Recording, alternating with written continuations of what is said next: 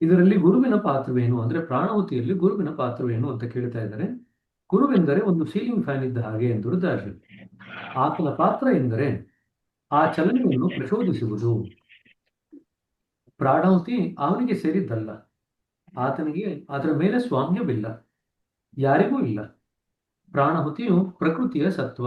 Underline ಮಾಡ್ಕೊಳ್ರಿ. ಪ್ರಾಣಾಹುತಿಯು ಪ್ರಕೃತಿಯ ಸತ್ವ. ಸಂಸ್ಕೃತದಲ್ಲಿ ಅದನ್ನು ಪ್ರಾಣಾಹುತಿ ಎನ್ನುತ್ತಾರೆ. ಪ್ರಾಣಾಹುತಿ ಎಂಬ ಶಬ್ದವನ್ನು ನಾವು ಪರಿಶೀಲಿಸೋಣ. ಅದು ಎರಡು ಪದಮೂಲಗಳಿಂದ ಬಂದಿದೆ, ಪ್ರಾಣ ಹಾಗೂ ಆಹುತಿ. ಶಾಸ್ತ್ರೀಯವಾಗಿ ಪ್ರಾಣ ಎಂದರೆ ಪ್ರಾಣಶಕ್ತಿ, ಆದರೆ ಜನರು ಸಾಮಾನ್ಯವಾಗಿ ಪ್ರಾಣ ಎಂದರೆ ಉಸಿರು ಎಂದು ತಿಳಿದುಕೊಳ್ಳುತ್ತಾರೆ. ಅದು ತಪ್ಪು ಗ್ರಹಿಕೆ. ಇದು ನಿಮ್ಗೆ ಪ್ರಶ್ನೆ ಬರುತ್ತೆ ಪರೀಕ್ಷೆನಲ್ಲಿ, ಪ್ರಾಣ ಎಂದರೆ ಉಸಿರು, ಸರಿನಾ ತಪ್ಪಾ ಅಂತ. ನೀವು ಅದನ್ನು ಪರಬ್ರಹ್ಮನ ಉಸಿರು ಎಂದು ಭಾವಿಸಿದರೆ ಈ ಅರ್ಥೈಸುವಿಕೆ ಬಹುಶಃ ಸರಿಸಮನ ಆದೀತು. ಸೊ ಬರೀ ಉಸಿರು ಅಂತ ತಗೊಳ್ಳೋ ಬದಲಿಗೆ ಪರಬ್ರಹ್ಮನ ಉಸಿರು ಅಂತ ತಗೊಳ್ತು ಅಂತಂದ್ರೆ ಅದಕ್ಕೆ ಪ್ರಾಯಶಃ ಸರಿಯಾದಂತ ಅರ್ಥ ಬಂದಂಗೆ ಆಗುತ್ತೆ. ಪ್ರಾಣ ಅಂದ್ರೆ ಅವರು ತುಸ ಮೌನ ತಾಳಿದರು. ನೋಡಿ, ಪ್ರಾಣಾಹುತಿಯು ಪ್ರಾಣದ ಸೂಕ್ಷ್ಮತಮ ಸತ್ವವನ್ನು ಬಳಸುತ್ತದೆ ಅವರೆಂದರು. ನಾವು ಇನ್ನೂ ಮುಂದೆ ಹೋಗಿ ಪ್ರಾಣಾಹುತಿಯನ್ನು ಸತ್ವದ ಸತ್ವ ಎನ್ನಬಹುದು. ಪ್ರಾಣಸ್ಯ ಪ್ರಾಣ ಅಂತ ಉಪನಿಷತ್ ಅದನ್ನ ವರ್ಣನೆ ಮಾಡುತ್ತೆ. ಪ್ರಾಣಕ್ಕೆ ಪ್ರಾಣವಾಗಿರ್ತಕ್ಕಂಥದ್ದು ಪ್ರಾಣಾಹುತಿ. ಪ್ರಾಣಸ್ಯ ಪ್ರಾಣ, ಲೈಫ್ ಆಫ್ ಲೈಫ್. ಅದರ ಸೂಕ್ಷ್ಮತೆಯೇ ಅಭಿವ್ಯಕ್ತಿಯನ್ನು ಅಸಾಧ್ಯವಾಗಿಸುತ್ತದೆ. ಅದು ದೈವತ್ವಕ್ಕೆ ಮಾತ್ರ ಸಮ. ಪ್ರಾಣಾಹುತಿ ಅನ್ನೋದು ದೈವತ್ವಕ್ಕೆ ಸಮವಾಗಿರ್ತಕ್ಕಂಥದ್ದು, ಅತ್ಯಂತ ಸೂಕ್ಷ್ಮವಾಗಿರ್ತಕ್ಕಂಥದ್ದು. ಹೇಗಿದ್ದರೂ ಈಗ ಒಂದು ಪ್ರಶ್ನೆ ಹೇಳುತ್ತದೆ, ನಾವು ಈಗಾಗಲೇ ನಮ್ಮೊಳಗೆ ಈ ಸತ್ವವನ್ನು ಹೊಂದಿಲ್ಲವೇ? ಹಾಗಾದ್ರೆ ಪ್ರಾಣಾಹುತಿ ಏನ್ ನಾವು ಹೊರಗಡೆಯಿಂದ ತಗೋಬೇಕಾ? ಒಳಗಡೆ ಆಲ್ರೆಡಿ ನಮ್ಮಲ್ಲಿ ಇಲ್ವಾ ಅದು? ಆಂತರ್ಯದಲ್ಲಿ ನಮಗೆ ಅಸ್ತಿತ್ವದ ನಿರಂತರ ಅಂತಃಪ್ರಚೋದನೆ ಒದಗಿಸುವ ಒಂದು ಇರುವು ಅದಾಗಲೇ ಇದೆ. ನಮ್ಮ ಒಳಗಡೆ, ನಮ್ಮ ಆಂತರ್ಯದಲ್ಲಿ, ನಮ್ಮ ಒಳಗಡೆ ಆಲ್ರೆಡಿ ಒಂದು ಇರುವು ಇದೆ, ಒಂದು ಅಸ್ತಿತ್ವ ಇದೆ. ಸೊ ನಾವು ಹಾಗಾದ್ರೆ ಪ್ರಾಣಾಹುತಿನ ಹೊರಗಡೆಯಿಂದ ತಗೋಬೇಕಾ ಅಂತ ಕೇಳಿದಾಗ ಅದನ್ನ ಆತ್ಮ ಎಂದು ನಾನು ಎಂದೇನ ಜೋಶುವ ಪಾಲಕ್ ಆತ್ಮ ಅಂತ ಕರೀತಾರೆ. ಆ ಆಂತರಿಕ ಅರಿವು ಏನಿದೆಯಲ್ಲ, ನಮ್ಮನ್ನು ಒಳಗಡೆಯಿಂದ ಪ್ರಚೋದನೆ ಮಾಡ್ತಾ ಇರ್ತಕ್ಕಂಥದ್ದು, ಆ ದೈವದ ಸತ್ವಕ್ಕೆ ನಾವು ಆತ್ಮ ಅಂತ ಕರಿತೀವಿ. ದಾಜಿ ತಲೆ ಆಡಿಸಿದರು. ನಿಮಗೆ ಗೊತ್ತು, ಭಾರತದಲ್ಲಿ ಬೇಸಿಗೆಯಲ್ಲಿ ಬಹಳ ಉಷ್ಣವಿರುತ್ತದೆ. ಭೂಮಿ ಒಣಗಿ ಹೋಗಿರುತ್ತದೆ. ಮರದ ಎಳೆಗಳು ಒಣಗಲಾರಂಭಿಸುತ್ತವೆ. ವಾಸ್ತವವಾಗಿ ಇಡೀ ಮರ ಸಾಯುವಂತೆ ಕಾಣುತ್ತದೆ. ಆದರೂ ಬೇರುಗಳು ಅದನ್ನು ಜೀವಂತವಾಗಿಡಲು ಸಾಕಾಗುವಷ್ಟು ತೇವ ಮತ್ತು ಪೋಷಕಾಂಶಗಳನ್ನು ಭೂಮಿಯಿಂದ ಹೀರಿಕೊಳ್ಳುತ್ತದೆ. ಆದರೆ ಅಂತಿಮವಾಗಿ ಮುಂಗಾರು ಮಳೆ ಆಗಮಿಸಿದಾಗ ಮರಗಳಿಗೆ ನಿಜವಾದ ಜೀವ ಬರುತ್ತದೆ. ಅವು ನೃತ್ಯ ಮಾಡುವಂತೆಯೂ ಕಾಣಿಸುತ್ತದೆ. ಅಷ್ಟೊಂದು ಚೇತೋಹಾರಿ ಆಗುತ್ತದೆ, ಅಷ್ಟೊಂದು ಜೀವಂತಿಕೆಯಿಂದ ಕೂಡಿರುತ್ತದೆ. ನೋಡ್ರಿ, ಬೇಸಿಗೆ ಬಂದಾಗ ಏನಾಗುತ್ತೆ, ಇರ್ತಕ್ಕಂಥ ಎಲೆಗಳೆಲ್ಲ ಉದುರೋಗುತ್ತೆ. ಎಷ್ಟೊಂದು ಮರಗಳಲ್ಲಿ ಒಂದು ಎಲೆ ಕೂಡ ಇರಲ್ಲ. ಆದ್ರೆ ಮರ ಜೀವಂತವಾಗಿರ್ಬೇಕು ಅಂತ ಹೇಳಿ ಭೂಮಿಯಿಂದ ಅದು ನೀರಿನ ಅಂಶನ, ಪೋಷಕಾಂಶನ ಅದು ಹೀರ್ಕೊಳ್ತಾ ಇರುತ್ತೆ. ಜೀವಂತವಾಗಿರ್ಲಿಕ್ಕೆ ಎಷ್ಟು ಅಂಶ ಹೀರ್ಕೋಬೇಕು ಅಷ್ಟನ್ನು ಹೀರ್ಕೊಳ್ತಾ ಇರುತ್ತೆ. ಅದೇ ಒಂದ್ ರೌಂಡ್, 2 ರೌಂಡ್ ಮಳೆ ಬಿದ್ದ ತಕ್ಷಣನೇ ಆ ಮರದಲ್ಲಿ ಆ ಜೀವಂತಿಕೆ ವ್ಯಕ್ತ ಆಗ್ಲಿಕ್ಕೆ ಶುರು ಆಗುತ್ತೆ. ಹೊಸ ಎಲೆಗಳು ಚಿಗುರ್ಲಿಕ್ಕೆ ಶುರು ಆಗುತ್ತೆ. ಸೊ ಆ ಹೊಸ ರೀತಿಯಾದಂಥ ಜೀವಂತಿಕೆ ಮರದಲ್ಲಿ ವ್ಯಕ್ತ ಆಗ್ಲಿಕ್ಕೆ ಶುರು ಆಗುತ್ತೆ. ಅದು ನಾವು ಅನುಭವಿಸ್ತೀವಿ ಕೂಡ.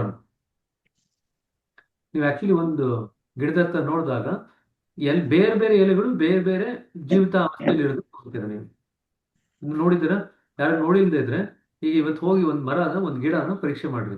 ಅಲ್ಲಿ ಬೇರೆ ಬೇರೆ ಎಲೆಗಳು ಬೇರೆ ಬೇರೆ ಜೀವಿತ ಅವಧಿಯಲ್ಲಿ ಇರೋದನ್ನ ಕಾಣ್ತೀರ. ಒಂದ್ ಎಲೆ ಈಗ ತಾನು ಚಿಗುರ್ತಾ ಇರುತ್ತೆ, ಇನ್ನೊಂದೆಲೆ ಒಂದ್ ಸ್ವಲ್ಪ ಸಿಗಿರುತ್ತೆ, ಇನ್ನೊಂದೆಲೆ ಇನ್ನೊಂಚೂರು ಸಿಗಿರುತ್ತೆ, ಮತ್ತಷ್ಟು ಸಿಗಿರುತ್ತೆ. ಇನ್ ಕೆಲವೆಲ್ಲ ಎಲ್ಲ ಹಳದಿ ಕಲರ್ ಆಗಿ ಅದಕ್ಕೆ ವಯಸ್ಸಾದಂತ ಆಗಿರುತ್ತೆ. ಅಂದ್ರೆ ಅದರ ಆಕಾರ, ಅದರ ಬಣ್ಣ, ಅದರ ಜೀವಂತಿಕೆ ಎಲ್ಲವೂ ವ್ಯತ್ಯಾಸ ಆಗುತ್ತೆ. ಆಯ್ತಾ? ನೀವು ನೇಚರ್ನ ಅಬ್ಸರ್ವ್ ಮಾಡಿದಾಗ ಎಲ್ಲಾನು ನೋಡ್ತೀರ, ಇದನ್ನ ಪರಿಶೀಲನೆ ಮಾಡಿದಾಗ. ಅದೇ ರೀತಿಯಾಗಿ ನಾವು ನಮ್ಮ ಜೀವನದಲ್ಲಿ ಎಲ್ಲಾ ರೀತಿಯಾದಂತಹ ಸ್ತರದ ಮುಖಾಂತರ ನಾವು ಹಾದು ಹೋಗ್ತೀವಿ. ಬೇರೆ ಬೇರೆ ಸ್ತರದಲ್ಲಿ ನಾವು ಹಾದು ಹೋಗ್ತೀವಿ. ಕೆಲವು ಸ್ಥಿತಿ, ನಮ್ಮ ಸ್ಥಿತಿ ಹೇಗಿರುತ್ತೆ ಅಂತಂದ್ರೆ ನಿಸ್ತೇಜವಾಗಿದೆ ಅಂತ ಹೇಳ್ತೀವಿ ನಾವು ಕನ್ನಡದಲ್ಲಿ. ನಿಸ್ತೇಜವಾಗಿರ್ತಕ್ಕಂಥ ಸ್ಥಿತಿ, ಏನ್ ತೇಜಸ್ಸೇ ಇಲ್ಲ, ಆ ರೀತಿಯಾದಂತ ನಿಸ್ತೇಜವಾದಂತ ಸ್ಥಿತಿಯಲ್ಲಿ ಇದ್ದಾರೆ ಅವರು ಅಂತ. ಅದೆಲ್ಲವೂ ಕೂಡ ನಮ್ಮ ಜೀವನದಲ್ಲಿ ಹಾದು ಹೋಗ್ತಕ್ಕಂಥ ಹಾದಿಗಳು, ಸ್ತರಗಳು. ಎಲ್ಲರೂ ಯಾವಾಗಲೂ ಖುಷಿಯಾಗಿರ್ಲಿಕ್ಕೆ ಸಾಧ್ಯವಿಲ್ಲ. ಒಂದು ಹಂತದಲ್ಲಿ ನಮಗೆ ವೈರಾಗ್ಯನೂ ಬರುತ್ತೆ, ಒಂದು ಹಂತದಲ್ಲಿ ಯಾವುದಕ್ಕೂ ಇಂಟ್ರೆಸ್ಟೇ ಇಲ್ಲ ಅಂತ ಅನ್ಸುತ್ತೆ, ಯಾವ್ದ್ರಲ್ಲೂ ಆಸಕ್ತಿನೇ ಇಲ್ಲ ಅಂತ ಅನ್ಸುತ್ತೆ. ಅದು ಕೂಡ ನಾವು ಹಾದು ಹೋಗ್ತಕ್ಕಂಥ ಮತ್ತೊಂದು ಸ್ಥಿತಿ. ನಮ್ಗೆ ಇದು ಮಾತ್ರ ಬೇಕು ಅದು ಬೇಡ ಅಂತ ಹೇಳಲಿಕ್ಕೆ ಆಗಲ್ಲ. ಎಲ್ಲ ಸ್ಥಿತಿಗಳ ಮುಖಾಂತರನೂ ಹಾದು ಹೋಗಿ ಅಂತಿಮ ದಿಶೆಗೆ ನಾವು ಎಂಟರ್ ಆದಾಗ ಇವೆಲ್ಲ ಸ್ಥಳಗಳು ಕೂಡ ನಾವು ಹಾದು ಹೋಗಿ ಅಲ್ಲಿ ತಲುಪಲಿಕ್ಕೆ ಬೇಕಾದಂತ ದಾರಿ ಅಂತ ಗೊತ್ತಾಗುತ್ತೆ. ಸೊ ಇಲ್ಲಿ ಏನ್ ಬರಿತಾ ಇದ್ದಾರೆ ಅಂತಂದ್ರೆ, ಆತ್ಮದಿಂದ ನಮ್ಗೆ ಆಲ್ರೆಡಿ ಯಾವಾಗಲೂ ನಿರಂತರ ಶಕ್ತಿ ಹರಿತಾ ಇರುತ್ತೆ. ಎಷ್ಟು ಮಟ್ಟಿಗೆ ಶಕ್ತಿ ಹರಿತಾ ಇರುತ್ತೆ? ಬೇಸಿಗೆಯಲ್ಲಿ ಒಂದು ಗಿಡ ತನ್ನ ಅಸ್ತಿತ್ವವನ್ನು ಉಳಿಸ್ಕೊಳ್ಳಿಕ್ಕೆ ಎಷ್ಟು ನೀರು ಮತ್ತು ಪೋಷಕಾಂಶಗಳನ್ನು ಭೂಮಿಯಿಂದ ತಗೋಬೇಕೋ ಅಷ್ಟು ತಗೊಂಡಿರುತ್ತಲ್ವಾ, ಅಷ್ಟು ಮಟ್ಟಿಗೆ ನಮಗೆ ಆತ್ಮದಿಂದ ಶಕ್ತಿ ಒಳಗಡೆ ಬರ್ತಾ ಇರುತ್ತೆ. ಆದ್ರೆ ಪ್ರಾಣಾಹುತಿ ಕೊಟ್ಟಾಗ ಮುಂಗಾರು ಮಳೆ ಬಿದ್ದ ಹಾಗೆ, ಪ್ರಾಣಾಹುತಿ ಕೊಟ್ಟಾಗ ಮುಂಗಾರು ಮಳೆ ಬಿದ್ದಾಗ ಹಾಗೆ ಗಿಡದಲ್ಲಿ ಹೊಸ ರೀತಿಯಾದಂತೆ ಜೀವಂತಿಕೆ ವ್ಯಕ್ತ ಆಗುತ್ತೋ, ಅದೇ ರೀತಿಯಾಗಿ ನಾವು ಪ್ರಾಣಾಹುತಿ ತಗೊಂಡಾಗ ನಮ್ಮ ಹೃದಯದಲ್ಲಿ ಹೊಸ ಸ್ತರದ ಜೀವಂತಿಕೆ ವ್ಯಕ್ತ ಆಗ್ಲಿಕ್ಕೆ ಶುರು ಆಗುತ್ತೆ. ಹಾಗಾದ್ರೆ ಇನ್ನೊಂದು ಕ್ಲೂ ಕೊಡ್ತಾ ಇದ್ದಾರೆ. ಪ್ರಾಣಾಹುತಿ ತಗೊಂಡು ನಾವು ಧ್ಯಾನ ಮಾಡಿದಾಗ ನಮ್ಮಲ್ಲಿ ಜೀವಂತಿಕೆಯ ಅಂಶ ಜಾಸ್ತಿ ಆಗ್ಬೇಕು. ಎಲ್ಲವೂ ಜೀವತ್ವದಿಂದ ಕೂಡಿರ್ತಕ್ಕಂಥ ಅನುಭವ ನಮ್ಗೆ ಆಗ್ಬೇಕು.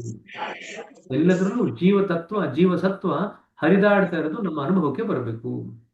ಅದು ಬರ್ತಾ ಇದೆ ಅಂತಂದ್ರೆ ನಾವು ಪ್ರಾಣಾಹುತಿಯ ಪರಿಪೂರ್ಣವಾದಂತ ಒಂದು ಅನುಭವವನ್ನು ಪಡ್ಕೊಳ್ತಾ ಇದ್ದೀವಿ ಅಂತ.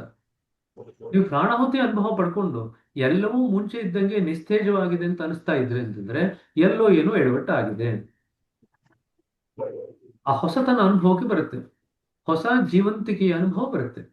ಹೊಸ ಜೀವಂತಿಕೆ ಅನುಭವ ನಿಮ್ಗೆ ಬೇಕಂತಂದ್ರೆ ಒಂದು ಒಣಗಿರೋ ಮರ ಅದು ಚಿಗುರಿದಾಗ ಮತ್ತೆ ಚಿಗುರಿದಾಗ ಹಾಗೆ ಹೊಸ ಜೀವಂತಿಕೆ ವ್ಯಕ್ತ ಆಗುತ್ತಲ್ಲ, ಆ ರೀತಿಯಾಗಿ ನಮ್ಮ ಜೀವನದಲ್ಲಿ ಹೊಸ ಸ್ಫೂರ್ತಿ, ಹೊಸ ರೀತಿಯಾದಂತ ಹುಮ್ಮಸ್ಸು ಬರಬೇಕು ನಾವು ಜೀವನ ಮಾಡ್ಲಿಕ್ಕೆ. ಅಂಡ್ ಜೀವನ ಮಾಡ್ತಾ ಮಾಡ್ತಾ ಸರಿ ಸಾಗ್ಬೇಕು ನಮ್ಮ ಜೀವನ. ಅದು ಪ್ರಾಣಾಹುತಿಯ ಒಂದು ಪರಿಣಾಮ. ಅದು ಆಗ್ತಾ ಇದೆ ಅಂತ ನಮ್ಮಲ್ಲಿ ನಾವು ನೋಡ್ಕೋಬೇಕು. ಒಂದು ಮರವು ತೇವ ಮತ್ತು ಪೋಷಕಾಂಶಗಳನ್ನು ತನ್ನ ಬೇರಿನ ವ್ಯೂಹದ ಮೂಲಕ ಹೀರಿಕೊಳ್ಳುವ ಹಾಗೆ ನಾವು ನಿರಂತರವಾಗಿ ಆತ್ಮನಿಂದ ಪೋಷಣೆಯನ್ನು ಪಡೆಯುತ್ತೇವೆ. ಹೊರಗಡೆಯಿಂದ ನಾವು ಪ್ರಾಣಾಹುತಿ ತಗೊಳ್ಳಿ ಬಿಡ್ಲಿ, ಆತ್ಮನಿಂದ ನಾವು ನಿರಂತರವಾಗಿ ಪೋಷಣೆ ಪಡಿತಾನೆ ಇರ್ತೀವಿ. ಹಾಗೆ ಒಂದು ಮರ ಬೇರಿನಿಂದ ತನ್ನ ಪೋಷಣೆಯನ್ನು ಪಡಿತಾ ಇರುತ್ತೆ. ಆದರೆ ನಾವು ನಮ್ಮ ಮೊದಲ ಪ್ರಾಣಾಹುತಿಯ ಪ್ರಮಾಣವನ್ನು ಪಡೆಯುವಾಗ ನಾವು ಮುಂಗಾರು ಮಳೆಯಲ್ಲಿ ನೆಲೆಯುವ ವೃಕ್ಷಗಳಂತಾಗುತ್ತೇವೆ. ನಮ್ಮ ಜೀವಗಳು ಒಂದು ಅನೂಹ್ಯ ನವಚೈತನ್ಯವನ್ನು ಪಡೆಯುತ್ತವೆ. ಅಂಡ್ಲೈನ್ ಮಾಡಿಕೊಳ್ಳಿ, ನಮ್ಮ ಜೀವಗಳು ಹೊಸ ನವಚೈತನ್ಯವನ್ನು ಪಡೆಯುತ್ತದೆ. ಒಂದು ನೈಜ ಅರ್ಥದಲ್ಲಿ ನವಜೀವನ ನಮ್ಮೊಳಗೆ ಉಸಿರಾಡತೊಡಗುತ್ತದೆ. A new life is breath into you ಅಂತ ಬರೆದಿದ್ದಾರೆ. ಹೊಸ ಜೀವನ ನಿಮ್ಮಲ್ಲಿ ಉಸಿರಾಡ್ಲಿಕ್ಕೆ ಸಾಧ್ಯ ಆಗುತ್ತೆ, ಉಸಿರಾಡ್ಲಿಕ್ಕೆ ಶುರು ಮಾಡುತ್ತೆ. ಸೊ ನವ ಚೈತನ್ಯದ ಅನುಭವ ಆಗುತ್ತೆ, ನವ ಜೀವನದ ಅನುಭವ ಆಗುತ್ತೆ. ಈ ನವ ಅನ್ನೋದಿದೆಯಲ್ಲ, ನವ ಅಂತಂದ್ರೆ 9 ಅಲ್ಲ, ಅಲ್ಲಿ ನವ ಅಂತಂದ್ರೆ ಹೊಸದು ಅಂತ ಅದರ ಅರ್ಥ. ನವ ಅಂತಂದ್ರೆ ಹೊಸದು. ನಾವು ನೋವು ಅಂತ ಹಿಂದಿನಲ್ಲಿ ಹೇಳ್ತೀವಿ, ನೋವು ಅಂದ್ರೆ 9 ಅಂತ. ಇಲ್ಲಿ ಕನ್ನಡದಲ್ಲಿ ನವ ಅಂತಂದ್ರೆ ಹೊಸದು ಅಂತ. ಸರಿನಾ? ಹೊಸ ಚೈತನ್ಯ, ಹೊಸ ಸ್ಫೂರ್ತಿ, ಹೊಸ ಜೀವನಕ್ಕೆ ದಾಪುಗಾಲ, ಹೊಸ ಜೀವನದ ದೃಷ್ಟಿಕೋನ, ಇವೆಲ್ಲವೂ ಕೂಡ ಪ್ರಾಣಾಹುತಿ ದೆಸೆಯಿಂದ ನಮಗೆ ಬರುತ್ತೆ. ಈಗ ನಾವು ಪ್ರಾಣಾಹುತಿಯ ಇನ್ನೊಂದು ಸಂಸ್ಕೃತ ಮೂಲಕ್ಕೆ ಬರುತ್ತೇವೆ. ಆಹುತಿ ಎಂದರೆ ಅರ್ಪಣೆ. ಇದನ್ನು ಬಲಿ ಎಂಬ ಅರ್ಥದಲ್ಲೂ ತೆಗೆದುಕೊಳ್ಳಬಹುದು. ಪ್ರಾಣವೆಂದರೆ ಅವಶ್ಯಕವಾದ ಮೂಲಭೂತವಾದಂತಹ ಜೀವಶಕ್ತಿ ಎಂಬುದನ್ನೇ ಸ್ಮರಿಸಿಕೊಂಡರೆ ಈಗ ನಾವು ಪ್ರಾಣಾಹುತಿ ಎಂದರೆ ಆ ಪರಿಶುದ್ಧ ಸತ್ವದ ಅರ್ಪಣೆ ಎಂಬುದನ್ನು ಅರ್ಥ ಮಾಡಿಕೊಳ್ಳುತ್ತೇವೆ. ಪ್ರಾಣಾಹುತಿ ಎಂದರೆ, ಪ್ರಾಣ ಅಂತಂದ್ರೆ ಆ ಜೀವಸತ್ವ, ಆ ಪರಿಶುದ್ಧ ಜೀವಸತ್ವದ ಅರ್ಪಣೆ. ಈ ಅರ್ಪಣೆಯನ್ನು ಯಾರಿಗೆ ಮಾಡಲಾಗುತ್ತದೆ? ಅದನ್ನು ನಮಗೆ ಮಾಡಲಾಗುತ್ತದೆ. ಮತ್ತೆ ಯಾರು ಮಾಡ್ತಾ ಇದ್ದಾರೆ? ಮಾಡ್ಬೇಕಾದ್ರೆ, ಅರ್ಪಣೆ ಮಾಡ್ಬೇಕಾದ್ರೆ ಇಬ್ರು ಇರ್ಬೇಕಲ್ಲ, ಒಬ್ರು ಕೊಡೋರು ಇರ್ಬೇಕು, ಒಬ್ರು ತಗೊಳ್ಳೋರು ಇರ್ಬೇಕು. ಹಾಗಾದ್ರೆ ಯಾರು ಅರ್ಪಣೆ ಮಾಡ್ತಾ ಇದ್ದಾರೆ? ನಮಗೆ ಅರ್ಪಣೆ ಮಾಡ್ಲಾಗ್ತಾ ಇದೆ. ಯಾರು ಅರ್ಪಣೆ ಮಾಡ್ತಾ ಇರೋದು ಅಂತ ಕೇಳಿದಾಗ, ಆದಿ ಮೂಲವು ಸ್ವತಃ ತನ್ನನ್ನು ನಮ್ಮಲ್ಲಿ ಪ್ರತಿಯೊಬ್ಬರಿಗೂ ಅರ್ಪಿಸುತ್ತದೆ. ಯಾರು ಅರ್ಪಣೆ ಮಾಡ್ತಾ ಇರೋದು? ಆದಿ ಮೂಲನೇ ಅರ್ಪಣೆ ಮಾಡ್ತಾ ಇದೆ. ಯಾರಿಗಪ್ಪ ಅರ್ಪಣೆ ಮಾಡ್ತಾ ಇದೆ? ನಮ್ಗೆ ಅರ್ಪಣೆ ಮಾಡ್ಕೊಳ್ತಾ ಇದೆ. ಈ ಅರ್ಥದಲ್ಲಿ ನಮಗೆ ಕ್ರೈಸ್ತ ಧರ್ಮ ನೆನಪಾಗುತ್ತದೆ. ಅದರಲ್ಲಿ ಪ್ರಭು ಎಲ್ಲರಿಗಾಗಿ ತನ್ನನ್ನು ತಾನು ಬಲಿ ಕೊಡುತ್ತಾನೆ. ಸೊ ಯೇಸು ಕ್ರಿಸ್ತನಿಗೆ ಶಿಲುಬೆಗೇರಿಸಬೇಕಾದ್ರೆ ಅವನು ಎಲ್ಲರೂ ದೇವರಲ್ಲಿ ಪ್ರಾರ್ಥನೆ ಮಾಡ್ತಾನೆ, ಇವರೆಲ್ಲ ಏನ್ ಮಾಡ್ತಾ ಇದ್ದಾರೆ, ಇವ್ರೆಲ್ಲರೂ ಕೂಡ ಕ್ಷಮಿಸು, ಇವ್ರು ಏನ್ ಮಾಡ್ತಿದ್ದಾರೆ ಅಂತ ಇವರಿಗೆ ಗೊತ್ತಿಲ್ಲ ಅಂತ. ಅವ್ನಿಗೆ ಯಾರ ಮೇಲೂ ಕೋಪ ಇರಲ್ಲ, ಅವನಿಗೆ ಎಲ್ರ ಮೇಲೂ ಕರುಣೆ ಇರುತ್ತೆ. ಶಿಲುಬೆಗೇರ್ಬೇಕಾದ್ರೆ ಇವ್ರು ಏನ್ ಮಾಡ್ತಾ ಇದಾರೆ ಅಂತ ಇವರಿಗೆ ಗೊತ್ತಿಲ್ಲ, ಹಾಗೆ ಇವರೆಲ್ಲರನ್ನು ಕ್ಷಮಿಸಪ್ಪ ದೇವ್ರೆ ಅಂತ ಹೇಳಿ ಅವನು ಎಲ್ಲರ ಪರವಾಗಿ ಬೇಡ್ಕೊಳ್ತಾನೆ. ಅಂದ್ರೆ ಅಲ್ಲಿ ಯೇಸು ಕ್ರಿಸ್ತ ತನ್ನನ್ನು ತಾನು ಬಲಿ ಕೊಟ್ಕೊಂಡ. ಬೇರೆಯವ್ರು ಅವ್ನು ಬೇಕಾದ್ರೆ ತಪ್ಪಿಸ್ಕೋಬಹುದಿತ್ತು. ತನಗಿದ್ದಂತ ಆ ಒಂದು ದೈವಿಕ ಶಕ್ತಿಯಿಂದ ತನ್ನ ಜೀವನ ತಾನು ಉಳಿಸ್ಕೋಬಹುದಿತ್ತು. ಆದ್ರೆ ಎಲ್ಲರ ತಪ್ಪಿಗಾಗಿ ತನ್ನನ್ನು ತಾನು ಬಲಿ ಕೊಟ್ಕೊಂಡು ಬೇರೆಲ್ಲರಿಗೂ ಸಹಾಯ ಆಗ್ಲಿ ಅನ್ನೋ ರೀತಿಯಲ್ಲಿ ತನ್ನ ಜೀವವನ್ನು ತಾನು ಅರ್ಪಣೆ ಮಾಡ್ತಾನೆ. ಅರ್ಥ ಆಯ್ತಾ? ಸೊ ಅದರಲ್ಲಿ ಪ್ರಭು ಎಲ್ಲರಿಗಾಗಿ ತನ್ನನ್ನು ತಾನು ಬಲಿ ಕೊಡುತ್ತಾನೆ, ಅಲ್ಲಿ ತನ್ನನ್ನೇ ಕೊಟ್ಟು ಬಿಡುತ್ತಾನೆ. ಹಾಗಾಗಿ ಪ್ರಾಣಾಹುತಿಯನ್ನು ನಾವು ಪರತತ್ವವು ತನ್ನ ಸತ್ವದಿಂದ ನಮ್ಮನ್ನು ತುಂಬಿಸುವ ಪ್ರಕ್ರಿಯೆ ಎಂದು ಅರ್ಥ ಮಾಡಿಕೊಳ್ಬಹುದು. ಇದು ಅಂಡರ್ಲೈನ್ ಮಾಡ್ಕೊಳ್ರಿ. ಪ್ರಾಣಾಹುತಿ ಎಂದರೆ ಏನು ಅಂತ ಬಂದಾಗ ಇವೆಲ್ಲ ಬರಿಬೇಕಾಗತ್ತೆ. ಪ್ರಾಣಾಹುತಿಯನ್ನು ನಾವು ಪರತತ್ವವು ತನ್ನ ಸತ್ವದಿಂದ ನಮ್ಮನ್ನು ತುಂಬಿಸುವ ಪ್ರಕ್ರಿಯೆ ಎಂದು ಅರ್ಥ ಮಾಡಿಕೊಳ್ಬಹುದು. ಫಲವಾಗಿ ನಮ್ಮ ಕೆಲಸ ಮತ್ತಷ್ಟು ಸುಲಭವಾಗುತ್ತದೆ. ಯುಗಗಳ ಕಾಲ ಅನೇಕಾನೇಕ ಆಧ್ಯಾತ್ಮಿಕ ಸಾಧಕರು ಮಾಡಿದ ಹಾಗೆ ನಾವು ಕಾಡು ಮೇಡುಗಳಲ್ಲಿ ಚಾರಣ ಮಾಡಬೇಕಾಗಿಲ್ಲ. ಚಾರಣ ಅಂತಂದ್ರೆ ಅಲ್ದಾಡೋದು, ನಡೆದಾಡೋದು, ಸುತ್ತಾಡೋದು. ಕಡಿದಾದ ಪರ್ವತಗಳನ್ನು ಏರಬೇಕಾಗಿಲ್ಲ. ಗಾದೆ ಹೇಳುವ ಹಾಗೆ ಪರ್ವತವು ಮಹಮದನಿಗೆ ಬರುವುದಿಲ್ಲವಾದರೆ ಮಹಮದನೇ ಪರ್ವತನ ಬಳಿಗೆ ಹೋಗಬೇಕಾಗುತ್ತದೆ.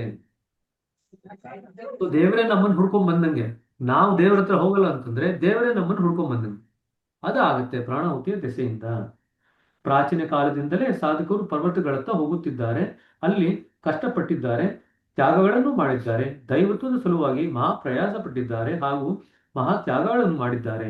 ಆದರೆ ಪ್ರಾಣಾಹುತಿಯಿಂದ ಪರತತ್ವವೇ ತ್ಯಾಗವನ್ನು ಮಾಡುತ್ತದೆ.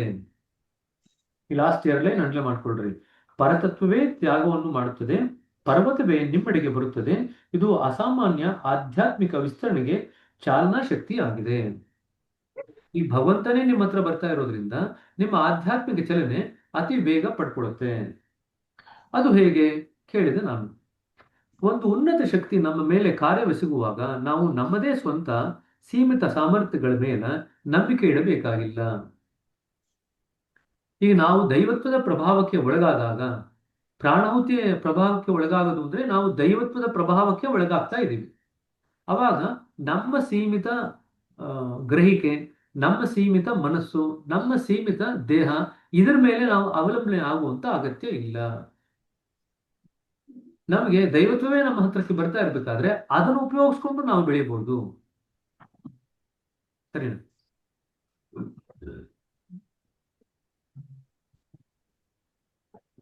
ನಿಮಗೆ ನಿಮ್ಮ ಹತ್ರ ಒಂದಿಷ್ಟು ಹಣ ಇರುತ್ತೆ ಅಂತ ಇಟ್ಕೊಳ್ರಿ. ಯಾರ್ದು ಮದುವೆ ಮಾಡ್ಬೇಕು ಮನೆಯಲ್ಲಿ, ನಿಮ್ಮ ಹತ್ರ ಒಂದಿಷ್ಟು ಹಣ ಇರುತ್ತೆ.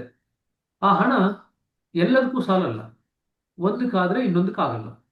ಆ ರೀತಿಯಾದಂಥ ಪರಿಸ್ಥಿತಿ ಇರುತ್ತೆ ಅಂತ ಇಟ್ಕೊಳ್ರಿ. ಅದೇ ನಿಮಗೆ ಯಾರೋ ಒಬ್ರು ಸ್ನೇಹಿತರು ಇರ್ತಾರೆ, ಅವ್ರು ಹೇಳ್ತಾರೆ ನಿಮ್ಮ ಮನೆಯಲ್ಲಿರ್ತಕ್ಕಂಥ ಮಗ ಅಥವಾ ಮಗಳಿನ ಮದುವೆ ನಮ್ಮ ಮಗ ಅಥವಾ ಮಗಳ ಮದುವೆ ಇದ್ದ ಹಾಗೆ, ನೀವು ಹೇಗೆ ನೀವು ಮನಸ್ಸಿಗೆ ಇಚ್ಛೆ ಬರುತ್ತೆ ಅದ್ರ ಪ್ರಕಾರ ಮದುವೆ ಮಾಡ್ರಿ, ಖರ್ಚಿನ ಬಗ್ಗೆ ಚಿಂತೆ ಮಾಡ್ಬಿಡಿ, ನಾವೆಲ್ಲ ನೋಡ್ಕೊಳ್ತೀವಿ ಅಂತ.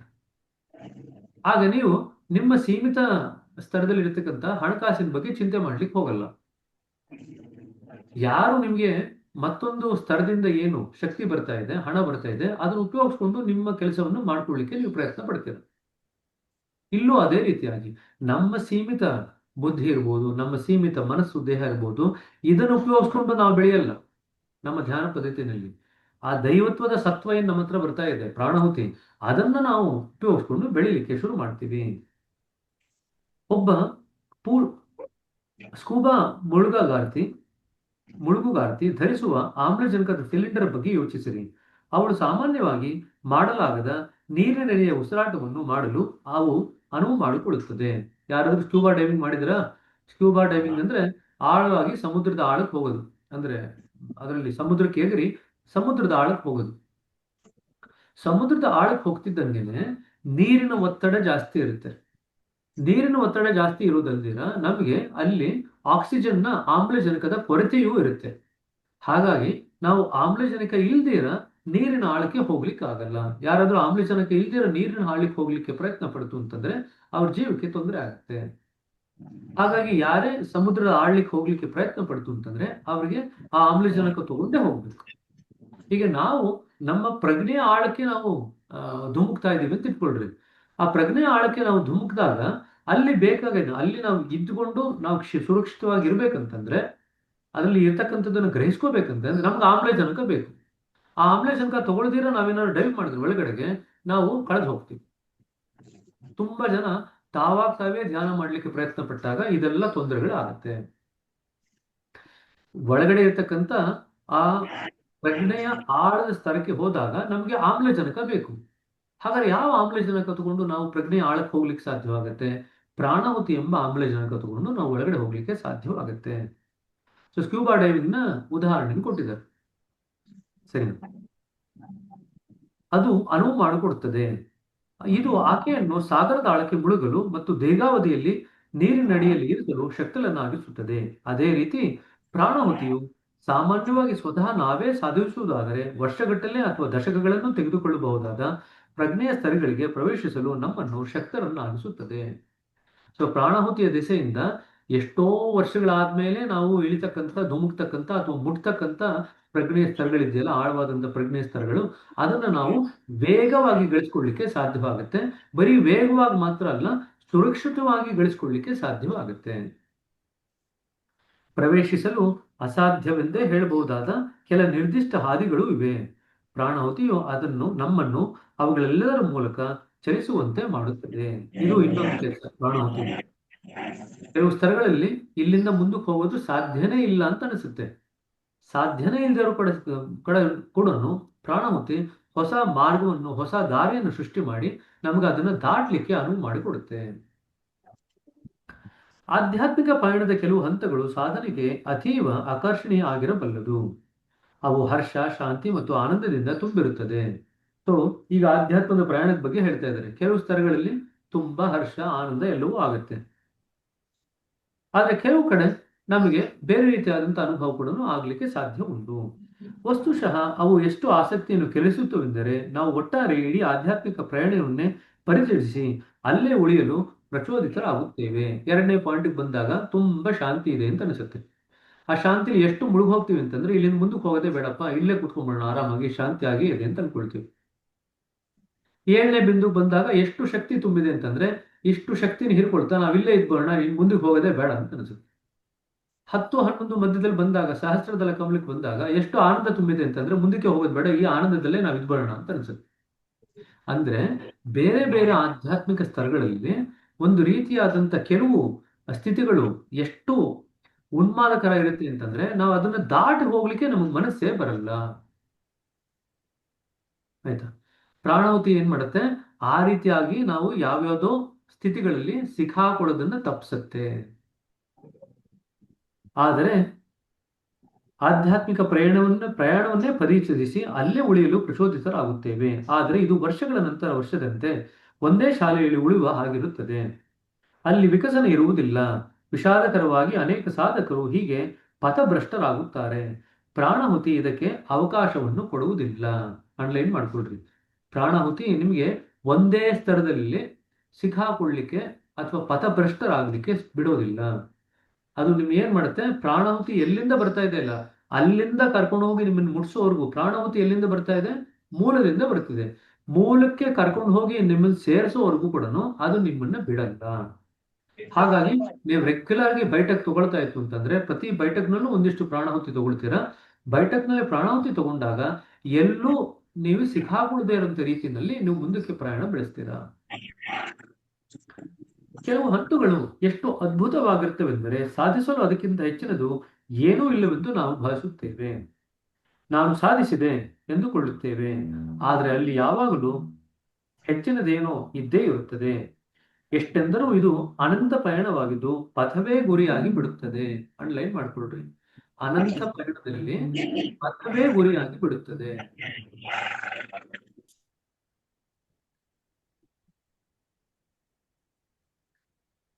ನಾವು ಇಂಗ್ಲಿಷ್ನವ್ರಿಗೆ ಪಾಠ ಮಾಡಬೇಕಾದ್ರೆ ಇದನ್ನ ಒಂದು ಉದಾಹರಣೆ ಹೇಳಿದ್ವಿ.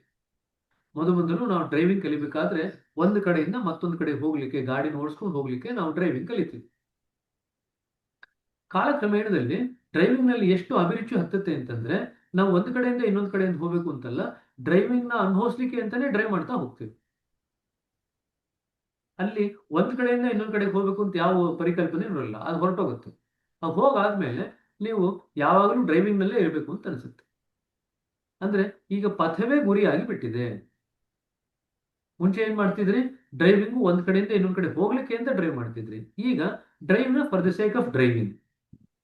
ಡ್ರೈವಿಂಗ್ ಯಾಕೆ ಮಾಡ್ತೀರಾ? ಡ್ರೈವಿಂಗ್ ಅನುಭವ ಪಡ್ಕೋಬೇಕು ಅಂತಾನೆ ಡ್ರೈವಿಂಗ್ ಮಾಡ್ತೀರಾ. ಒಂದ್ ಕಡೆಯಿಂದ ಇನ್ನೊಂದ್ ಕಡೆ ಹೋಗ್ಬೇಕು ಅಂತ ಡ್ರೈವ್ ಮಾಡೋದು.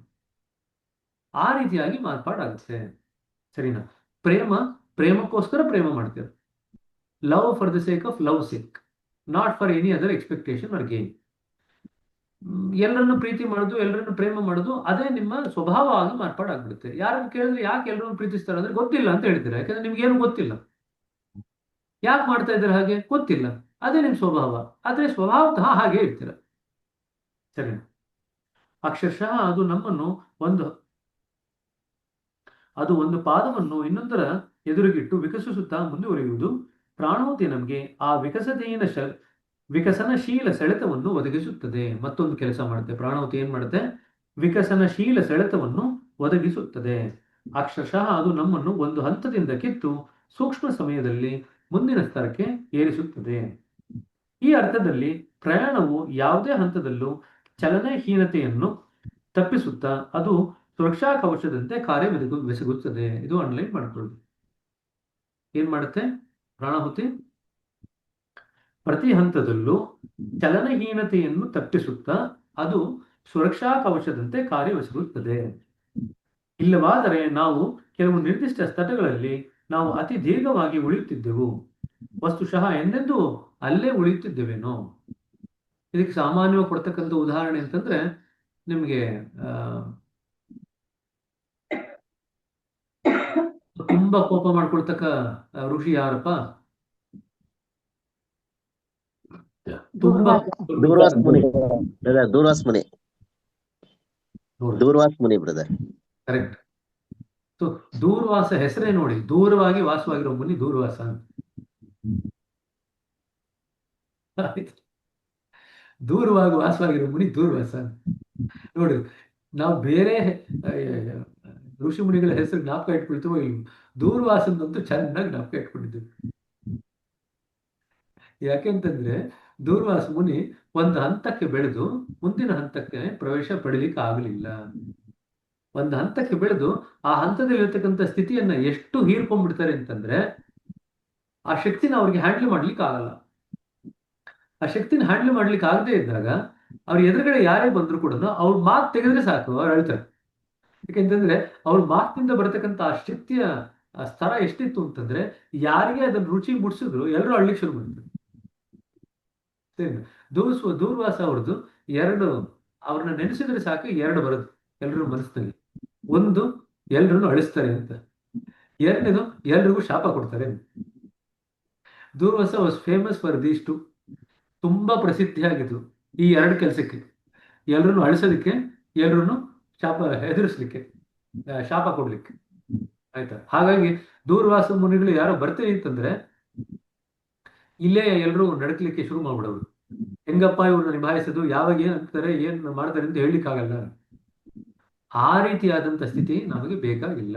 ಅದಕ್ಕೆ ಲಾಲಾಜಿ ಬಾಬುಜಿ ಬರೀತಾರೆ, ನಾವು ನಮ್ಮ ಆಧ್ಯಾತ್ಮಿಕ ಸಂಸ್ಥೆನಲ್ಲಿ ದೂರ್ವಾಸನನ್ನು ಸೃಷ್ಟಿಸ್ತಾ ಇಲ್ಲ, ನಾವು ಪ್ರೇಮ ತುಂಬಿದ ಹೃದಯಗಳನ್ನು ಸೃಷ್ಟಿಸ್ತಾ ಇದ್ದೀವಿ. ಕೋಪದಿಂದ ಕೂಡಿರ್ತಕ್ಕಂಥ ಶಕ್ತಿಯನ್ನ ಹಿಡಿತದಲ್ಲಿ ಇಟ್ಕೊಂಡು ಅದನ್ನ ಕೆಲಸ ಮಾಡದೇ ಇರ್ತಕ್ಕಂಥವ್ರನ್ನ ನಾವು ಸೃಷ್ಟಿಸ್ತಾ ಇಲ್ಲ, ನಾವು ಪ್ರೇಮದಿಂದ ತುಂಬಿರತಕ್ಕಂಥ ಹೃದಯಗಳನ್ನ ಸೃಷ್ಟಿ ಮಾಡ್ತಾ ಇದ್ದೀವಿ ಅಂತ ಬರೀತಾರೆ. ಇದು 1944 ವಿಸ್ಪರ್ಸ್ ಅಲ್ಲಿ ನೀವೆಲ್ಲ ಪ್ರಶಿಕ್ಷಕರಾದ್ಮೇಲೆ ಓದ್ಬೇಕಾದ್ರೆ ನೀವು ನೋಡ್ತಿರೋದು. ಹಾಗಾಗಿ ಕೋಪದಿಂದ ಯಾರಾದ್ರು ಇದ್ದಾರೆ ಅಂತಂದ್ರೆ ಕೋಪಕ್ಕೆ ಮತ್ತಷ್ಟು ಕಾರಣ ಅವರಲ್ಲಿ ಹರಿತಿರ್ತಕ್ಕಂಥ ಶಕ್ತಿನ ಅವರು ಅದ್ರ ಮೇಲೆ ಹಿಡಿತ ಸಾಧನೆ ಮಾಡ್ಲಿಕ್ಕೆ ಆಗಲ್ಲ. ಅರ್ಥ ಆಯ್ತಾ? ನೀವು ಕೆಲವು ಪ್ರಶಿಕ್ಷಕರನ್ನು ನೋಡ್ತೀರಾ, ಸಿಕ್ಕಾಪಟ್ಟೆ ಕೋಪ ಮಾಡ್ಕೊಳ್ತೀರಾ ಅಂತ ಹೇಳ್ತಾರೆ. ಕೆಲವು ಅಭ್ಯಾಸಗಳನ್ನ ನೋಡ್ತೀರಾ, ಅವ್ರು ಸಿಕ್ಕಾಪಟ್ಟೆ ಕೋಪ ಮಾಡ್ಕೊಳ್ತಾರೆ ಅಂತ. ನಾವು ಯಾವುದೇ ಸ್ತರದಲ್ಲಿರ್ಲಿ, ಯಾವುದೇ ಬಿಂದುನಲ್ಲಿರ್ಲಿ ಪ್ರಯಾಣ ಮಾಡ್ಬೇಕಾದ್ರೆ ಅಲ್ಲಿರ್ತಕ್ಕಂಥ ಶಕ್ತಿಯನ್ನ ನಾವು ಸರಿಯಾಗಿ ನಿಭಾಯಿಸೋದನ್ನ ಕಲ್ತ್ಕೊಳ್ಳಿಲ್ಲ ಅಂತಂದ್ರೆ ನಮ್ಗದು ಕೋಪದಲ್ಲಿ ವ್ಯಕ್ತವಾಗುತ್ತೆ. ಇದೊಂದು ಮೂಲ ಕಾರಣ, ಜ್ಞಾಪಕ ಇಟ್ಕೊಳ್ರಿ. ನಾವು ಸಾಮಾನ್ಯವಾಗಿ ಕೋಪದ ಬಗ್ಗೆ ಮಾತಾಡ್ಬೇಕಾದ್ರೆ ಯಾವ ಬಿಂದು ಬಗ್ಗೆ ಮಾತಾಡ್ತೀವಿ?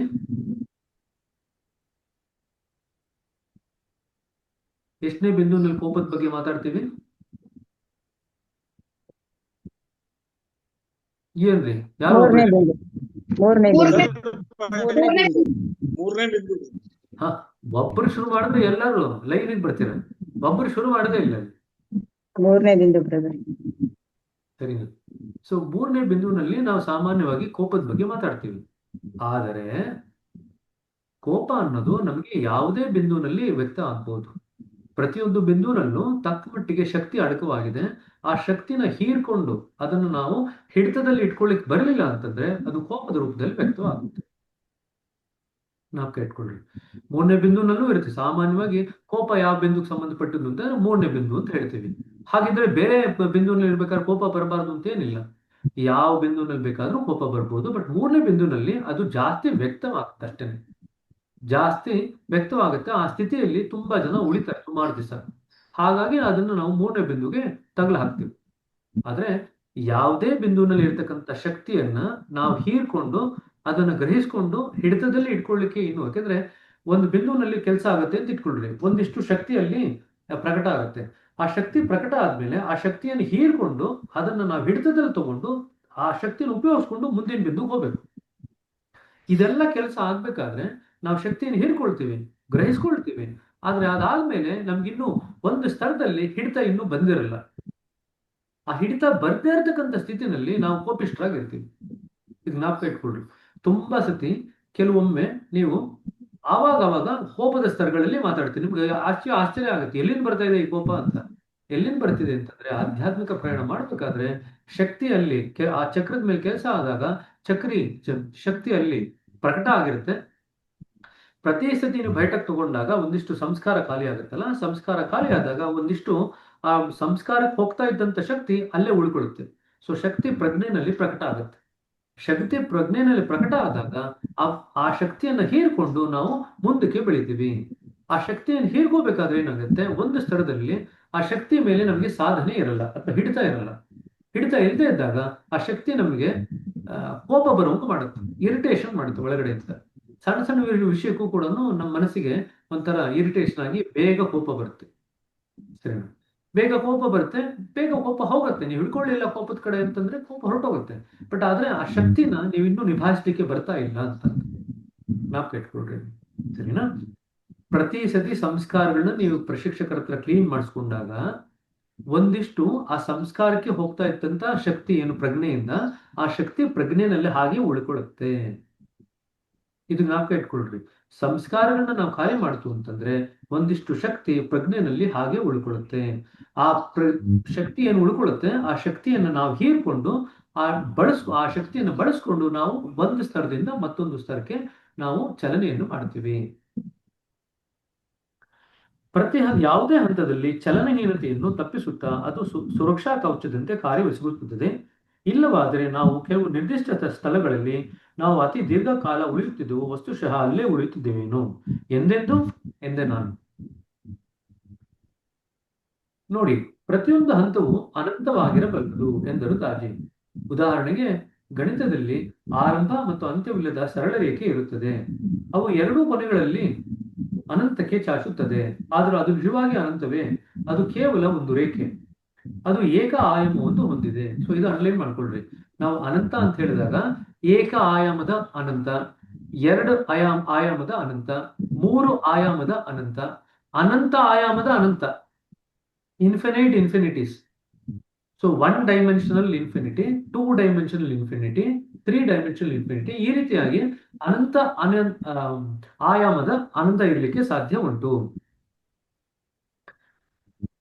ಆದರೆ ಅದು ನಿಜವಾದಂತ ಅನಂತವೇ? ಅದು ಕೇವಲ ಒಂದು ರೇಖೆ. ಅದು ಏಕ ಆಯಾಮವನ್ನು ಹೊಂದಿದೆ.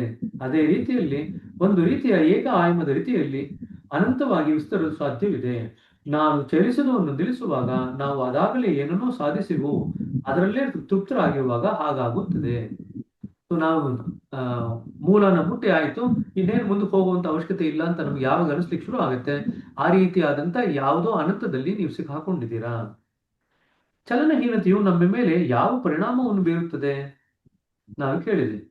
ನೀವು ಸಮತೋಲನವನ್ನು ಕಳೆದುಕೊಳ್ಳುತ್ತೀರಿ. ಅಂಡರ್ಲೈನ್ ಮಾಡ್ಕೊಳ್ರಿ. ಚಲನಹೀನತೆ ಆದಾಗ ನೀವು ಸಮತೋಲನವನ್ನು ಕಳೆದುಕೊಳ್ಳುತ್ತೀರಿ. ಪ್ರತಿಯೊಂದು ದೇಶವು ವ್ಯವಹಾರ ವಾಡಿಕೆಗಳನ್ನು ಹೊಂದಿರುವ ಹಾಗೆ ಆಧ್ಯಾತ್ಮಿಕ ಮಾರ್ಗದುದ್ದಕ್ಕೂ ಬರುವ ಪ್ರತಿ ಹಂತವು ತನ್ನದೇ ಗುಣಲಕ್ಷಣಗಳನ್ನು ಹೊಂದಿದೆ. ಅದಕ್ಕೆ ತನ್ನದೇ ಆದ ಪ್ರಧಾನ ಗುಣವಿದೆ. ಇದನ್ನೇ ನಾವು ಬೇರೆ ಬೇರೆ ಸ್ಥಿತಿಗತಿಗಳು ಅಂತ ಓದೋದು. ಬೇರೆ ಬೇರೆ ಚಕ್ರಗಳಲ್ಲಿ ಬೇರೆ ಬೇರೆ ಸ್ಥಿತಿಗಳು ಬರುತ್ತೆ ಅಂತ ಹೇಳಿದಾಗ ಇದನ್ನೇ ನಾವು ಮಾತಾಡೋದು. ಯಾವುದೇ ಸ್ಥಳದಲ್ಲಿ ನಾವು ದೀರ್ಘಕಾಲ ನಿಂತಷ್ಟು ಅದರ ಪ್ರಧಾನ ಗುಣವನ್ನು ನಮ್ಮೊಳಗೆ ಹೆಚ್ಚು ಹೀರಿಕೊಳ್ಳುತ್ತೇವೆ. ಅಂಡರ್ಲೈನ್ ಮಾಡ್ಕೊಳ್ರಿ. ಸೊ ಯಾವುದೇ ಚಕ್ರದಲ್ಲಿ ನಾವು ಹೆಚ್ಚು ಹೊತ್ತು ನಿಂತು ಬಿಟ್ರೆ ಅದರಲ್ಲಿರ್ತಕ್ಕಂಥ ಪ್ರಧಾನ ಗುಣಗಳನ್ನ ನಾವು ಹೀರ್ಕೊಳ್ಳಿಕ್ಕೆ ಶುರು ಮಾಡ್ತೀವಿ. ಒಂದು ಹಂತದಲ್ಲಿ ಸ್ವಲ್ಪ ಕಾಲ ನಿಂತು ಅದರ ಸತ್ವವನ್ನು ಹೀರಿಕೊಳ್ಳುವುದು ಒಳ್ಳೆಯದು, ಆದರೆ ಒಂದು ನಿರ್ದಿಷ್ಟ ಸಮಯ ಮಾತ್ರ. ನಾವು ಅಲ್ಲಿ ಸುದೀರ್ಘ ಕಾಲ ನಿಲ್ಲುವುದಾದರೆ ನಮ್ಮ ಬೆಳವಣಿಗೆ ಏರುಪೇರಾಗುತ್ತದೆ ಎನ್ನಬಹುದು. ಅದು ಶಾಲೆಗೆ ಹೋಗಿ ಒಂದೇ ಒಂದು ವಿಷಯವನ್ನು ಕಲಿಸುವ ಹಾಗೆ. ನಿಮಗೆ ಖಗೋಳ ವಿಜ್ಞಾನವು ಗೊತ್ತಿದ್ದರೂ ಓದುವುದು ಹೇಗೆ ಎಂದು ಗೊತ್ತಿರದಿದ್ದರೆ ಪ್ರಯೋಜನವೇನು? ಹಾಗಾಗಿ ನಾವು ಚಲನಹೀನರಾದಾಗ ನಾವು ಇನ್ನೂ ಬೆಳೆಯುತ್ತಲೇ ಇರುತ್ತೇವೆ. ಆದರೆ ಆಗ ನಾವು ಒಂದೇ ಆಯಾಮದಲ್ಲಿ ಒಂದೇ ದಿಕ್ಕಿನಲ್ಲಿ ಬೆಳೆಯುತ್ತಿರುತ್ತೇವೆ. ಇದನ್ನ ಅನಲೈಸ್ ಮಾಡ್ಕೊಳ್ರಿ. ಆ ಒಂದೇ ಆಯಾಮ ಮತ್ತು ಒಂದೇ ದಿಕ್ಕಿನಲ್ಲಿ ಬೆಳೆಯುತ್ತೇವೆ. ಸೊ ಚಲನಹೀನತೆ ಇದ್ದಾಗ ನಾವು ಒಂದೇ ದಿಕ್ಕಿನಲ್ಲಿ ಬೆಳೀತಾ ಇರ್ತೀವಿ. ಅದು ಸಮಗ್ರ ಬೆಳವಣಿಗೆ ಅಲ್ಲ, ಅದು ವಿಕಸನಶೀಲ ಅಲ್ಲ, ಬದಲಾಗಿ ಅತಿರೇಕವೆನಿಸುತ್ತದೆ. ಅನಲೈನ್ ಮಾಡ್ಕೊಳ್ರಿ. ಒಂದೇ ಆಯಾಮದಲ್ಲಿ ಬೆಳೆದಾಗ ನಮ್ಗೆ ಯಾವ ಭಾವನೆ ಬರುತ್ತೆ ಅಂತಂದ್ರೆ ಅದು ವಿಕಾಸ ಆಗ್ತಾ ಇದೀವಿ ಅಂತ ಅನ್ಸಲ್ಲ, ಯಾವುದೋ ಒಂದು ಭಾವ ಅತಿರೇಕಕ್ಕೆ ಹೋಗ್ತಾ ಇದೆ ಅಂತ ಅನ್ಸುತ್ತೆ. ಇದು ಅನಲೈನ್ ಮಾಡ್ಕೊಳ್ರಿ. ಒಂದೇ ಆಯಾಮದಲ್ಲಿ ಬೆಳೆದಾಗ ನಮ್ಗೆ ಹೇಗೆ ಅದು ಗೊತ್ತಾಗುತ್ತೆ ಅಂತಂದ್ರೆ ಹೃದಯ ಹೇಳುತ್ತೆ ನೀವು ವಿಕಾಸ ಹೊಂದುತ್ತಾ ಇಲ್ಲ, ಒಂದೇ ಆಯಾಮದಲ್ಲಿ ಬೆಳೆದು ಅತಿರೇಕಕ್ಕೆ ಹೋಗ್ತಾ ಇದೆ, ನಮ್ಮ ನಡೆ ನುಡಿ ವರ್ತನೆ ಅತಿರೇಕಕ್ಕೆ ಹೋಗ್ತಾ ಇದೆ ಅಂತ ನಮಗೆ ಒಳಗಡೆಯಿಂದ ಅದು ಹೃದಯ ನಮ್ಗೆ ಇಂಡಿಕೇಟ್ ಮಾಡುತ್ತೆ. ಹಾಗಾದರೆ ಪ್ರಾಣೋಕ್ತಿ ಹೇಗೆ ಇದನ್ನು ತಪ್ಪಿಸುತ್ತದೆ ನಾನೆಂದೆ. ಹೌದು ಎಂದರು ದಾಜಿ. ಅದು ಎಲ್ಲ ಸನ್ನಿವೇಶಗಳಲ್ಲೂ ನಮ್ಮನ್ನು ಚಲನೆಯಲ್ಲಿ ಇರಿಸುತ್ತದೆ. ಅಂಡರ್ಲೈನ್ ಮಾಡ್ಕೊಳ್ರಿ. ಎಲ್ಲ ಹಂತಗಳಲ್ಲೂ ನಮ್ಮನ್ನು ಚಲನೆಯಲ್ಲಿ ಇರಿಸುತ್ತದೆ. ಅದು ನಮ್ಮ ಪ್ರಯಾಣದ ವೇಗವನ್ನು ವರ್ಧಿಸುತ್ತಲೂ ಇರುತ್ತದೆ. ಒಂದು ಚಲನೆಯಲ್ಲಿ ಇರಿಸುತ್ತೆ, ಅದರ ಪ್ರಯಾಣದ ವೇಗವನ್ನು ಕೂಡ ಜಾಸ್ತಿ ಮಾಡ್ತೀವಿ. ಎರಡೂ ಕೆಲಸಗಳು ಮಾಡುತ್ತೆ. ಪ್ರಾಣಾಹುತಿ ಇಲ್ಲದಿದ್ದರೆ ಒಂದು ಹಂತದಿಂದ ಮುಂದಿನ ಹಂತಕ್ಕೆ ಹೋಗಲು ನೀವು ಅತ್ಯಂತ ಕಠಿಣವಾಗಿ ಅತಿ ದೀರ್ಘಕಾಲ ಪರಿಶ್ರಮ ಮಾಡಬೇಕಾಗುತ್ತದೆ. ಆದ ಕಾರಣದಿಂದಲೇ ಆಧ್ಯಾತ್ಮಿಕ ಪ್ರಯಾಣವು ಅತಿ ದೀರ್ಘ ಮತ್ತು ಕಠಿಣ ಎಂದು ಸಾಂಪ್ರದಾಯಿಕವಾಗಿ ಭಾವಿಸಲಾಗಿದೆ. ಮುಕ್ತಿ ಗಳಿಸಬೇಕಾದ್ರೆ ಹಲವಾರು ಜನ್ಮಗಳು ಬೇಕು ಅಂತ ಬರೀತಾರೆ. ಯಾಕೆ? ಪ್ರಾಣಾಹುತಿ ಇಲ್ಲದೆ ಇದ್ದಾಗ ಮುಕ್ತಿ ಗಳಿಸ್ಲಿಕ್ಕೆ ಹಲವಾರು ಜನ್ಮಗಳು ಬೇಕಾಗಿದ್ದು ಸತ್ಯ. ಆದ್ರೆ ಪ್ರಾಣಾಹುತಿ ಇರ್ಬೇಕಾದ್ರೆ ಅಷ್ಟೊಂದು ಸಮಯ ನಮಗೆ ಬೇಕಾಗಲ್ಲ. ಭಾರತದ ಪೌರಾಣಿಕ ಕಥಾನಕಗಳಲ್ಲಿ ಸಾವಿರಾರು ವರ್ಷಗಳ ಕಾಲ ಧ್ಯಾನ ಮಾಡುತ್ತಿದ್ದ ಜನರ ಕಥೆಗಳು ಸಿಗುತ್ತವೆ. ನೀವು ಆ ಕಥೆಗಳನ್ನು ನಂಬಿದ್ದೇ ಆದರೆ ನಿಮಗೆ ಪ್ರಯಾಣವನ್ನು ಪ್ರಾರಂಭ ಮಾಡೋಣ ಎಂದು ಅನಿಸುತ್ತಿತ್ತೆ. ಆದರೂ ಅನೇಕರು ಮಾಡುತ್ತಾರೆ. ಅರಣ್ಯಗಳಲ್ಲಿ, ಗವಿಗಳಲ್ಲಿ, ಪರ್ವತಾಗ್ರಗಳಲ್ಲಿ ಏಕಾಂತವಾಸಿಗಳಾಗಲು ಹೋಗಿ ಪ್ರಾಮಾಣಿಕ ಸಾಧಕರ ಕಥೆಗಳಿಂದ ಆಧ್ಯಾತ್ಮಿಕ ಇತಿಹಾಸವು ತುಂಬಿ ಹೋಗಿದೆ. ಅಲ್ಲಿ ಅವರು ಆತ್ಮಜ್ಞಾನೋದಯದ ಸಲುವಾಗಿ ತಮ್ಮನ್ನು ಅತಿ ಕಠಿಣ ತಪೋ ಸಾಧನೆಗೆ ಒಡ್ಡುವುದನ್ನು ಕಾಣುತ್ತೇವೆ. ಭಾರತದಲ್ಲಂತೂ ಅತ್ಯುನ್ನತ ಹಂತಗಳನ್ನು ಸಾಧಿಸಲು ಕಠಿಣ ಪರಿಶ್ರಮಕ್ಕೆ ಒಳಗಾಗಲೇಬೇಕು ಎಂಬುದನ್ನು ವ್ಯಾಪಕವಾಗಿ ಒಪ್ಪಿಕೊಳ್ಳಲಾಗಿದೆ. ಹಾಗಾಗಿ ನಮ್ಮ ಸಹಜ ಮಾರ್ಗ ದಾಟಬೇಕಾದ್ರೆ ಕೆಲವು ಸತಿ ಕಷ್ಟ ಆಗುತ್ತೆ. ಏನ್ ಇಷ್ಟೊಂದು ಸುಲಭನೇ ಅಂತ ಅನಿಸುತ್ತೆ. ಆಧ್ಯಾತ್ಮಿಕ ಸ್ಟಾರ್ಟ್ ಆಗಿದೆ. ಸರಿ, ಆಧ್ಯಾತ್ಮಿಕ ಪ್ರಯಾಣ ಅಂತಂದ್ರೆ ತೀರಾ ಕಷ್ಟ ಅಂತ ಅನ್ಕೊಂಡಿದ್ವಿ. ನೀವು ನೋಡಿದ್ರೆ ಇಷ್ಟು ಸುಲಭ ಅಂತಂದ್ರೆ ನಂಬಲಿಕ್ಕೆ ಸಾಧ್ಯನೇ ಇಲ್ಲ ಅಂತ ಹೇಳ್ತಾರೆ. ಗೊತ್ತಾಯ್ತಾ? ಸೊ ಈಗ ಇಲ್ಲಿಗೆ ನಿಲ್ಸೋಣಂತೆ. 8 ಗಂಟೆಗೆ ಗುರುಗಳ ಧ್ಯಾನ ಶುರು ಆಗಿದೆ. ಎಲ್ರೂ ಕೂಡ ಕೂತ್ಕೊಳ್ರಿ. ನಾಳೆ ಯಥಾ ಪ್ರಕಾರ ಇಲ್ಲಿಂದ ಮುಂದುವರ್ಸೋಣ. ಸರಿನಾ? ಎಲ್ರಿಗೂ ಕೂಡ ಶುಭ ದಿವಸ. ಮತ್ತೆ ನಾಳೆ ಬೆಳಗ್ಗೆ ಸಿಗೋಣ. ಸರಿನಾ? ನಮಸ್ತೆ. Thank you.